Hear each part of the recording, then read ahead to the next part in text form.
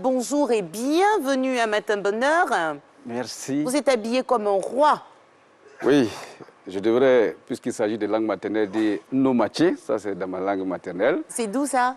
Je suis à Bron de Transua, Ok. dans le Gontogo. Et vous allez répondre Ya Nana. Ya Nana. Voilà, voilà. Donc c'est bien répondu, hein. Ya Bien, Nana. tout à fait. Merci en tout cas d'être avec nous. Bien sûr, nous sommes sur ce plateau avec vous pour parler des langues maternelles. Vous considérez que c'est un outil d'éducation et de paix. Comment pouvez-vous donc définir la langue maternelle? Eh bien, la langue maternelle, c'est la première langue apprise par l'enfant dans l'environnement immédiat, dans le foyer, auprès des parents. Et pour que cette langue-là soit efficace, il faut que ça colle à sa culture. Parce que comme on le dit l'adage, le poisson n'est fort que dans l'eau. Et qu'est-ce que vous pouvez dire concernant l'origine et la célébration de la journée internationale qui est dédiée à la langue maternelle? Bien, la journée internationale de la langue maternelle a été décrétée depuis 2000 par l'UNESCO. Et cela en commémoration à 5 étudiants du Bangladesh qui ont perdu la vie en voulant sauver, sinon défendre leur langue maternelle. Et depuis cette date, l'UNESCO a estimé qu'il était bon de commémorer cette langue-là, non seulement pour encourager le multilinguisme, mais aussi pour attirer l'attention des autorités sur la nécessité de pratiquer, de développer nos langues, parce que chaque langue compte, parce que chaque langue véhicule une culture, une vision du monde et une philosophie, un savoir. Et le mois dernier, on vous a vu très actif, vous avez donné une conférence de presse qui a eu pour thème éducation et langue maternelle. À l'occasion de la journée mondiale de la langue maternelle, quel sens donnez-vous à ce thème?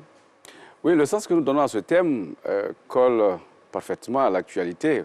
Aujourd'hui, l'éducation est devenue un grand défi pour les parents, aussi bien les parents que pour les autorités. Et cela est d'autant plus important que Nelson Mandela disait que l'éducation est l'arme la plus puissante qu'on puisse utiliser pour changer le monde. Et nous pensons qu'elle ne peut pas se faire sans nos langues maternelles, parce que la langue maternelle donne une identité à l'enfant, à l'individu. Et cette identité s'observe au niveau des pratiques familiales, telles que le fait de donner les nouvelles. Les civilités, par exemple, se font par le plus petit. Il apprend non seulement à se tenir, à respecter l'autorité, l'aîné, mais il apprend aussi à parler. Vous savez qu'on dit au commencement était la parole. Et en même temps, il apprend la morale qui n'est rien d'autre que la science des lois de la nature.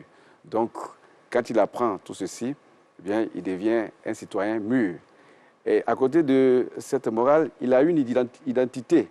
Cette identité-là lui donne une assise culturelle qui fait qu'il n'est pas complexé. Il a une estime de soi. Il n'est pas complexé devant une autre culture.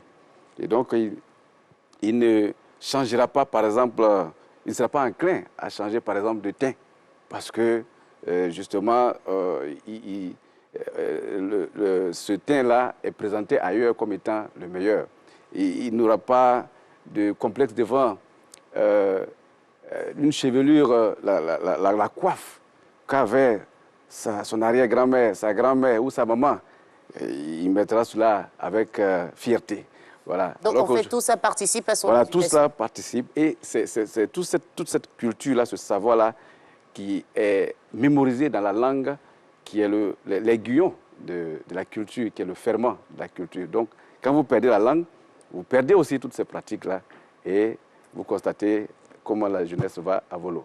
Le temps qui nous est imparti s'est vite écoulé, mais j'ai quand même une dernière question rapidement. On a déjà la langue officielle qui est le français. Pourquoi tant d'énergie pour la promotion de la langue maternelle? C'est tellement compliqué aujourd'hui. On ne se marie plus en communauté de la même ethnie. Je vous donne mon exemple. Mon père, il est béninois. Ma mère est d'Ida de Lakota. Finalement, je n'ai pas appris une langue maternelle. Je ne parle que le français. Bien, oui, c'est une belle question. Mais je voudrais vous dire que le meilleur lait pour un enfant, c'est celui qui sort du sein de sa mère. Et donc, il y a d'autres pays tels que la Chine, je veux dire de façon générale les pays asiatiques, parlaient aussi la langue d'ailleurs. Mais il arrive un moment où ils ont compris que tant qu'ils ne s'appuient pas sur leurs propres jambes, ils ne pourront pas se tenir debout. Et donc, ils ont cultivé leur propre culture à travers leur langue et aujourd'hui, ils sont respectés. Et c'est nous qui demeurons dans la langue étrangère qui sommes en voie de développement. Et à côté de cela, on pense que cultiver, sinon développer les autres langues, c'est saucissonner la Côte d'Ivoire.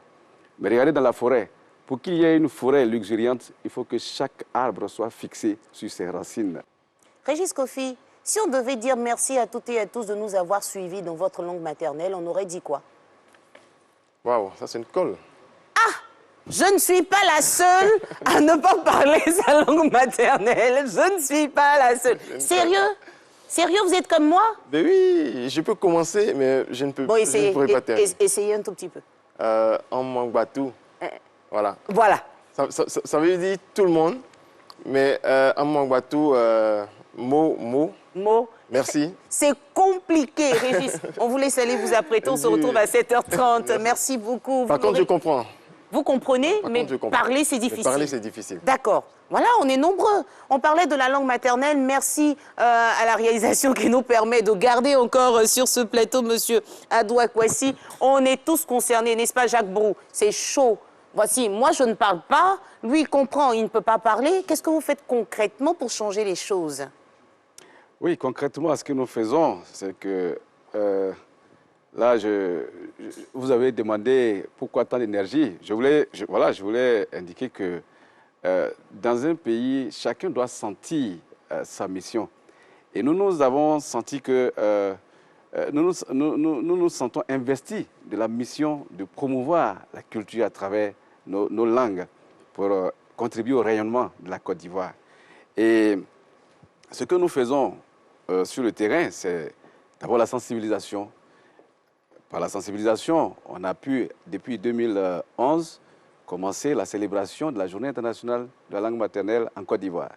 Par la sensibilisation, aujourd'hui, je suis sur le plateau, j'évoque des thèmes qui certainement vont impacter positivement certaines familles. Mais mieux, nous avons ouvert une bibliothèque que nous avons dénommée Bibliothèque des proverbes des langues africaines et de l'alphabétisation. Elle est où, ça, cette bibliothèque? Elle est à Angré, voilà, non loin du collège de Mahou. Et à partir de cette bibliothèque-là, tous ceux qui ont envie de connaître leur culture, d'apprendre leur langue, peuvent être servis. Et aujourd'hui, les cours se font avec des dames qui apprennent aussi bien en français que dans leur langue. Est-ce que vous avez réussi à résoudre ce problème de pluralité linguistique en Côte d'Ivoire? On a tellement de langues sur le territoire. Oui, ce que nous faisons, c'est que, puisqu'il est plus facile d'apprendre dans la langue, dans sa propre langue, donc nous donnons l'enseignement en fonction de la langue des apprenants. Toutes les langues sont disponibles chez vous? Oui, toutes les langues sont disponibles. Vous en avez combien là-bas? Nous en avons une trentaine. Mais parce qu'il y a plus d'une soixantaine, non? Oui, il y a une soixantaine. Mais vous savez que l'ILA a beaucoup travaillé sur ces langues-là. Et donc, nous travaillons avec les résultats que l'ILA a pu mettre en place au plan académique. Et même pour ce qui concerne la pluralité, parce que c'est une préoccupation, je voudrais dire qu'il n'y a pas un seul peuple sur cette terre-là qui a une langue nationale et qui a une seule langue à l'origine. Il y a des critères qui ont été mis en place, des critères académiques. On essaie de voir la langue la mieux élaborée. Il y a des critères sociaux. On essaie de voir la langue qui émerge dans chaque groupe linguistique. En Suisse, par exemple, il y a 4 langues nationales et ça ne l'empêche pas d'être un pays qui compte dans le monde. Il y a des critères politiques. Les autorités peuvent décider, en fonction des défis du moment, de choisir, de mettre en l'enseignement une langue bien donnée. Et moi, aujourd'hui, je pense que par rapport aux défis que nous avons, le peuple, la langue bron, c'est une langue dont la culture compte aujourd'hui. Ce n'est pas que je me tire la couverture, Mais vous n'êtes pas nombreux, hein, vous savez ça, non? Oui, mais c'est ça qui va causer moins de problèmes. Vous savez que vous n'êtes pas nombreux. Oui, mais c'est même pas... Il y a la langue sénoufo. Vous savez que le sénoufo, il est très respectueux. Ça aussi, ça peut impacter la jeunesse. Le dioula, il a une expertise commerciale. Ça peut réduire l'oisiveté et l'assistanat. Voilà, donc il suffit de se mettre ensemble, de réfléchir.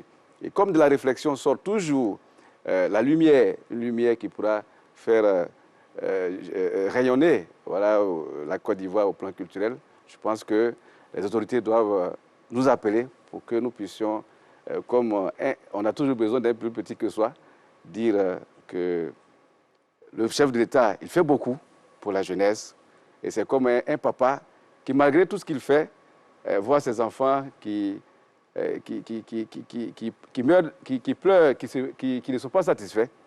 Et je pense qu'aujourd'hui, nous voudrions demander aux autorités de leur dire que si les choses ne passent pas, c'est parce que la jeunesse n'a pas encore appris à se tenir, se mettre debout en comptant sur ses propres jambes.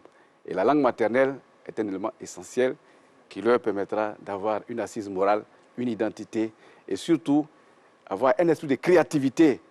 Parce que grâce au talent personnel, le problème d'emploi va se régler en Côte d'Ivoire. Avec la langue maternelle? Avec la langue maternelle. Parce que, je vais vous donner un seul exemple. Un artiste baoulé ou bété qui ne sait pas lire et écrire et à qui on a appris à parler, à écrire, on a appris à écrire dans sa langue maternelle, eh bien, les chansons qu'il a de façon naturelle vont être présentées de façon physique sur du papier. Il va améliorer cela et il va impacter beaucoup plus. Alors que si il n'a pas la possibilité de transcrire cette chanson, eh bien, sa carrière va rester au niveau du village. Et c'est le cas pour plusieurs personnes. Et Stendhal disait que le premier instrument du génie d'un homme réside dans sa langue maternelle. Et Goethe même a corroboré en disant que l'âme d'un peuple vit dans sa langue. Vous voyez, toutes ces sommités, si elles l'ont dit, c'est parce que tous ceux qui se sont développés se sont appuyés sur les langues. Donc si nous voulons avancer, nous devons nous appuyer sur nos propres langues. Merci. C'était donc l'intervention de monsieur... Non, c'est Nanan Adoua Kwasi, c'est ça? Oui, Nanan de la culture. Ok, donc monsieur Adoua Kwasi, président fondateur de l'ONG Académie ivoirienne des langues maternelles. Et avec lui, on a débattu des langues maternelles qui sont un outil d'éducation et de paix. Il fait la promotion de la culture ivoirienne. Il va se tenir debout. Pouvez-vous tenir debout en faisant la promotion? Il a même porté la tenue qui va avec. Vous pouvez vous mettre au centre pour jouer les mannequins pour nous. On peut regarder la caméra en face de vous. Mais c'est déjà bien, on a vu le dos, retournez-vous. Ça, on porte ces tenues pour aller où? Pour aller aux grandes festivités. Aux grandes festivités? Oui. Là, c'est le pagne à Dingra. Dingra qui veut dire je viens vers vous avec conviction. Je viens pour ne pas être un faire-valoir. Je viens apporter ma contribution au sujet qui nous réunit. Et donc, c'est un appel à la solidarité, à la sincérité, à la cohésion et tout court à la paix. Sincèrement, vous êtes super bien mis. Vous êtes chevalier de l'Ordre du Mérite. Je vois une médaille. Tout à fait. Depuis le 25 juin 2013, la grande chancelière, par le biais de son institution, a bien voulu nous récompenser. Félicitations. Pour les modestes actions que nous menons. Félicitations. Merci beaucoup. Et merci encore d'être venu. Et avec élégance, vous allez donc faire la place à un autre invité. Donc comment on pourrait marcher comme un roi fier de sa culture? On veut voir cette démarche-là pour vous dire au revoir. Allons-y. Et bien voilà, majestueusement, il se retire et on continue de faire la promotion de notre culture. Et ici, on parle du marché des arts et du spectacle africain. Il arrive, venez vous installer, Monsieur Nemlin. J'espère que je prononce bien. Bonjour, comment ça va? Le réveil n'a pas été difficile, installez-vous? Non, pas du tout. Déjà, vous vous préparez pour le Massa, donc finalement, vous ne dormez plus. Effectivement. Alors, ça commence quand, cette histoire-là? Nous commençons le 5 mars. Mais il faut dire que... C'est après-demain. Hein? C'est vraiment après-demain, mais le vendredi 4 mars, nous serons donc à Yopougon, et ce de la place CP1 à la place Figayo, pour l'innovation qu'est Abidjan Dance Parade. Il faut dire qu'en 2020, nous avons eu à innover avec cette parade qui a vraiment plu dans la commune d'Abobo. Et le maire Gilbert Kafana, à qui nous disons grand merci, a bien voulu récupérer cette innovation afin d'égayer et d'annoncer officiellement le Massa en sa 12e édition du 5 mars au 12 mars 2022. Vous êtes Paul Bikoué, je prononce bien? Ou bien c'est... Comment? Oui, c'est ça. Vous Paul Bikoué Nemlin, chargé de communication et d'animation. On parle du marché des arts et du spectacle africain. On s'était amusé à un moment donné à demander la définition. On dit, mais que signifie le Massa? C'était incroyable, les gens ne savaient pas vraiment la définition. Retenez, c'est le marché des arts et du spectacle africain. Et ici, on parle du lancement qui aura lieu bientôt. On commencera donc à Yopougon. Le 4, c'est ça? Effectivement. Et après le 4, on se retrouve où? On se retrouve au Palais de la Culture, sur l'esplanade du Palais de la Culture. Ah Mais ouais. J'aimerais j'aimerais dire que depuis 2018, nous sommes passés marché des arts du spectacle d'Abidjan. Parce que c'est en 2018, la Côte d'Ivoire a donc décidé d'élire son siège pour le Massa ici. Et donc le Massa est définitivement une propriété ivoirienne. D'accord. Et l'État de Côte d'Ivoire C'est a... encore à l'ancienne définition et c'est compliqué de sortir ça de la tête, puisque l'Afrique se donne rendez-vous ici. Effectivement, d'où notre slogan « Abidjan reçoit l'Afrique et le monde culturel ». On veut toujours dire que c'est certes une propriété africaine, mais c'est le monde culturel qui vient à Abidjan pendant une semaine pour montrer tout ce qu'il y a de plus beau en termes de création artistique des arts vivants. Marché des arts et du spectacle d'Abidjan. C'est bon. Et Abidjan reçoit le monde Abidjan culturel. reçoit l'Afrique et le monde culturel. Abidjan reçoit l'Afrique... les cours de Naomi. Hein. Abidjan reçoit... l'Afrique et le monde culturel. Effectivement, il faut dire que lors de notre lancement le 8 décembre, nous avons jugé bon, la nouvelle direction du Massa a jugé bon donc d'offrir au Massa une mascotte du nom de Tam Tam. En plus de cette mascotte, le Massa a jugé bon de se donner l'hymne du Massa. Avec David Tayoro. Merci. Et bien évidemment, nous avons sorti un slogan, d'où Abidjan reçoit l'Afrique et le monde culturel. Voilà. Et donc là, maintenant, on arrive au 5. Au 5, vous aurez donc tout ce qu'il y a comme cérémonie officielle avec les allocutions des différents ministres, de la marraine, à qui nous disons grand merci, Madame la ministre d'État, ministre des Affaires étrangères, Madame Kandia Kamara. Il faut dire que le Massa, en sa 12e édition, sous le haut patronage de son Excellence, Monsieur le Président Alassane Ouattara, et sous la présidence de Monsieur Hachi Patrick, Premier ministre, et sous l'égide de Madame Arlette Badou Nguessan, ministre de la Culture. Et donc, après ce cérémonial officiel, vous aurez des fresques. Vous aurez une fresque, mais venue d'ailleurs. Vous aurez aussi ceux-là même qui ne sont plus à présenter. Ils sont 4, ils viennent d'Anoumambo, ce sont des magiciens, et c'est eux qui vont ouvrir de façon majestueuse, musicalement parlant, le Massa. Tout ça le même 5? Le même 5. Il faut dire que nous commençons à partir de 18h. D'où les installations de nos autorités de 16h jusqu'à 18h. Et 18h, si les dieux sont avec nous, nous lançons automatiquement la cérémonie d'ouverture. Précisez aussi que nous remercions. Nous remercions, et ce, du fond du cœur, le directeur général n'a pas manqué de le dire lorsqu'on venait ici, de dire grand merci à M. Foussini Dambélé, directeur général. Je vous attendais au tournant. Ah, ça, diffuseur officiel du Massa et la promo qu'on fait depuis. Ah. Et ce qui est merveilleux dans cette nouvelle aventure avec la RTI, c'est les directs que la RTI va offrir au monde. Vous voyez, la cérémonie d'ouverture a pour habitude d'être en direct. Mais on n'a pas pour habitude de montrer des spectacles. Des spectacles seront en direct. Tout le groupe RTI s'est mobilisé pour donner l'information heure par heure au monde entier sur ce que c'est que le marché des arts du spectacle d'Abidjan. Et pour ça, il fallait que nous disions grand merci, non seulement au directeur, mais à tout le personnel de la télévision ivoirienne. Grand merci en tout cas pour tout ce que vous faites pour le Massa et la culture ivoirienne. D'accord. Ça va durer combien de temps pour les téléspectateurs qui ne le savent pas encore? Le 4, on est à Yopougon. Oui. Le 5, l'ouverture officielle au Palais de la Culture, avec le clou du grand concert que va offrir Magic System. Le lendemain, qu'est-ce qu'on fera? Le lendemain, nous aurons les panels. Nous aurons des rencontres B2B et pour ce faire, nous invitons tous les artistes de Côte d'Ivoire. Nous avons mis un dispositif sur les 3w.massa.ci afin que ceux-ci puissent prendre des rendez-vous.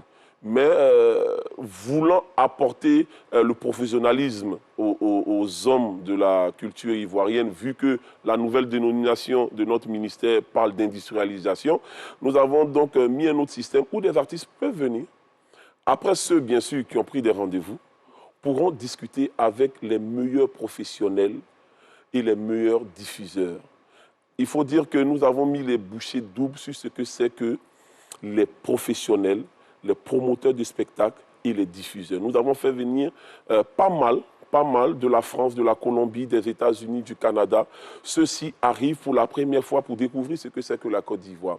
Nous avons aussi des panels et des conférences où nous invitons non seulement la population, mais surtout les artistes lors de la conférence sur la copie privée. D'accord. Madame la ministre s'est battue. Aujourd'hui, les artistes ont tant voulu que ce décret soit signé par le président. C'est chose faite. Aujourd'hui, comment profiter de cette copie privée? Le ministère de la Culture, le Burida et le Massa viendront donc expliquer en long et en large comment profiter de la copie privée. Qu'est-ce que c'est la copie privée? Après ça, vous avez l'OIF via l'ACPUE qui vient nous dire nous avons de l'argent pour les artistes africains et nous n'arrivons pas à comprendre pourquoi ceux-ci n'en profitent pas. Et je vais vous dire, Madame Naomi, c'est pour la première fois que ce débat-là va se faire en Côte d'Ivoire. Et c'est le Massa qui l'organise. Vous voyez, et l'invite est donc faite aux artistes afin qu'ils viennent savoir quels sont les critères qu'il faille qu'ils aient pour pouvoir bénéficier des fonds pour leur production artistique, cinématographique et autres. Donc voilà, après ça, il y a des rencontres B2B, des grands professionnels.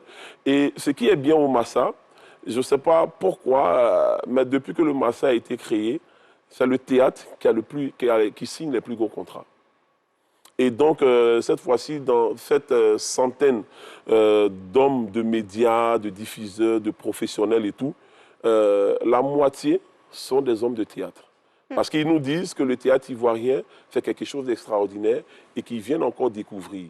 Il paraît qu'il y a des jeunes talents. Nous avons fait la promotion et puis ils viendront. Il y a le slam aussi qui commence tout doucement à faire son bonhomme de chemin. Il y a des programmateurs, il y a des promoteurs de spectacles, de festivals qui ont bien envie de découvrir les slameurs ivoiriens. Mais comme le Massa n'est pas réservé qu'à la Côte d'Ivoire, c'est par appel à candidature que nos artistes candidatent. Et ceux-ci sont retenus. Et ceux-ci auront donc la chance de vraiment se vendre. Finalement, le Massa va durer combien de temps? Une semaine. Une semaine. Et tous les jours, on aura des spectacles? Tous les jours, vous aurez des spectacles à partir de 17h. Les matinées seront réservées pour les panels et les conférences. Et à partir de midi, si vous voulez, c'est les premières balances. Et puis les spectacles 14h, 17h, jusqu'à 21h, jusqu'à minuit. Comment fait-on pour participer au Massa en tant que spectateur? Il faut juste arriver au Palais de la Culture. C'est gratuit. Il faut juste arriver à l'Institut français. C'est gratuit. Il faut juste arriver à l'Institut Goethe, c'est gratuit. Donc, téléspectateurs de RTI 1, de Matin Bonheur, vous avez envie de participer au Massa, c'est simple. Vous arrivez de façon gratuite. Vous aurez accès à toutes les salles pour participer, bien sûr, au Massa. Donc, de téléspectateurs, vous deviendrez spectateur et peut-être membre actif, acteur actif, donc, du Massa, pourquoi pas? Effectivement, et c'est aussi l'occasion que vous me donnez d'inviter toutes les représentations diplomatiques afin que celles-ci militent auprès de leur population pour qu'elles viennent soutenir leurs différents groupes. Il faut dire que nous avons des groupes du Canada, de la France, du Burkina, du Cameroun, du Sénégal. Donc nous invitons aussi toutes les communautés de la CEDEAO à venir découvrir ce qu'il y a de plus beau en termes d'art visuel. Mais n'oublions pas qu'à côté du Massa, il y a eu l'innovation d'offrir un côté festival. Et donc sur l'esplanade, il y aura des activités chaque soir. Nous avons un village gastronomique, donc ils pourront venir non seulement se rafraîchir, se restaurer, mais en même temps bénéficier des spectacles. Et pour ça, ce n'est pas gratuit, il faut bien payer quand même. Pour se rafraîchir, se restaurer. Il faut quand même payer. Le spectacle est déjà gratuit. Tous les spectacles sont gratuits. Pour manger et se rafraîchir, il va falloir débourser quelque chose quand même. Voilà. C'est ça? Tout à fait. Aussi dire que nous invitons les artisans, car pour ce Massa-là encore, des stands sont mis à leur disposition. Il faut aussi, et nous invitons très sincèrement toutes les structures commerciales. Nous avons mis une trentaine de stands à leur disposition. C'est vrai que lorsqu'on faisait le point hier, il en reste une trentaine sur les stands artisanaux et ceux commerciaux. Mais vous pouvez encore vous rapprocher donc, du Massa afin de pouvoir tout simplement venir vendre vos créations, mais aussi faire la promotion de vos produits, car c'est un peu plus de 120 000 spectateurs sur la semaine, voire 200 sur la semaine que nous attendons à hauteur de 15 000 par jour. Des spectateurs, mais des millions de téléspectateurs à travers la RTI, bien sûr, qui est le diffuseur officiel du Massa 2022. Et pour vous joindre, vous allez rappeler, s'il vous plaît, l'adresse du Massa? www.massa.ci et puis 2 fois 07 04 23 52.